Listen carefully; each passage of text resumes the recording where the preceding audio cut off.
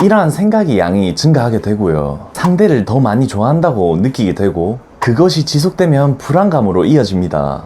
이 본능이 움직이면요, 생각의 힘을 무력화시킵니다. 안녕하세요, 상하입니다. 이별을 맞이한 여러분들의 모습을 보면 이제 마음이 없어 보이는데 돌아오지 않을 것 같아요. 저희 경우는 정말 최악이에요. 주변에서는 절대 돌아오지 않는다고 해요. 진심을 전했는데 더 이상 마음이 없다고 해요. 전 이제 끝이겠죠? 올 차단이 되었고 모든 게 끝이 난 것 같아요. 이러한 생각으로 상처받고 우울한 상태, 즉 패닉에 빠지게 됩니다. 헤어짐 당시 당연히 상대는요, 이별의 의지가 강한 상태입니다. 재회를 했던 사람들도 누구나 이와 같은 과정을 거치게 됩니다. 상대의 처음 보는 모습에 충격을 크게 받아 대부분은 나도 모르게 그 사람에게 붙잡고 설득하려는 모습을 보일 텐데요. 만약 내가 이러한 부분을 잘 컨트롤할 수 있어서 이성적으로 잘 컨트롤해서 차분하게 진심을 전달했는데도 상대는 여전히 단호합니다. 그러면 내가 올바른 방향으로 상대에게 풀어주려고 시도를 했는데 도저히 상대가 안 풀리는 경우에는 재회가 어려운 걸까요?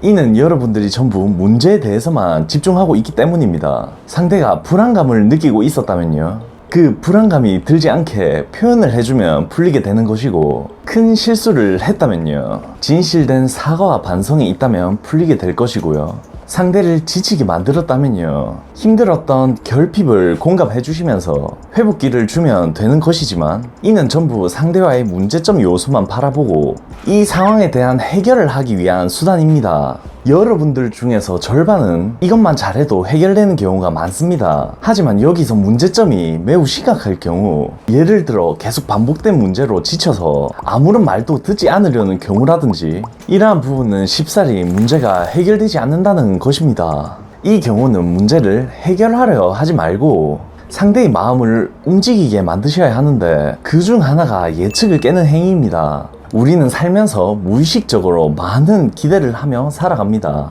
반복적인 생활 방식이 지속되면요, 그에 맞게 기대하고 예측하게 됩니다. 예를 들어 상대가 여러분에게 항상 관심을 가져주고 먼저 사랑 표현을 서스름 없이 해준다면요, 당연히 이 사람은 나에게 푹 빠져있고 평생 사랑할 것이다 라고 인지를 하게 되는데, 어느 순간부터 상대는 사랑한다의 이야기를 하지 않게 되면요, 무슨 일이지? 이제 나를 사랑하지 않는 건가? 라는 생각이 들게 되고요, 상대에 대한 생각의 양이 증가하면서 예측이 깨지기 시작합니다. 우리 뇌에서는요, 예상치 못한 일을 보여주면 충격을 받게 되고 그 충격이 우리에게 감정적으로 신선함과 설렘을 느끼게 됩니다.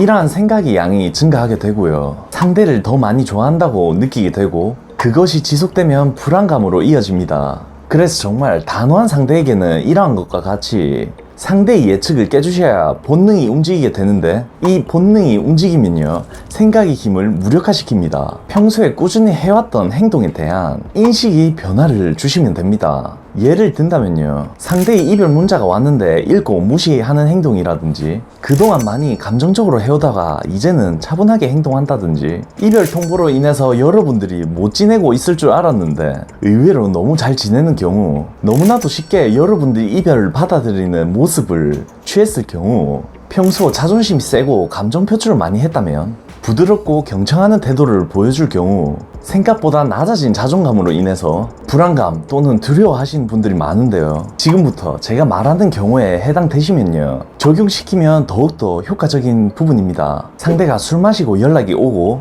다음날 아침에 미안하다 할 경우, 카톡이나 SNS에서 힘들어 하거나 나를 그리워하는 모습이 보이는데 막상 연락하면 차갑게 나오는 경우, 너를 정말 사랑하지만 여기까지 하는 게 맞다라는 경우, 상대가 울면서 이별 통보를 하는 경우, 내가 다가가면 단호히 밀어내지만 내가 체념한 듯이 멀어지려 하면 다시 여지를 남기는 경우, 평소 연인처럼 달달한데 재회를 하자고 하면 다시 밀어내는 경우, 만남은 하고 분위기도 좋은데 다시 만나자고 안 하는 경우.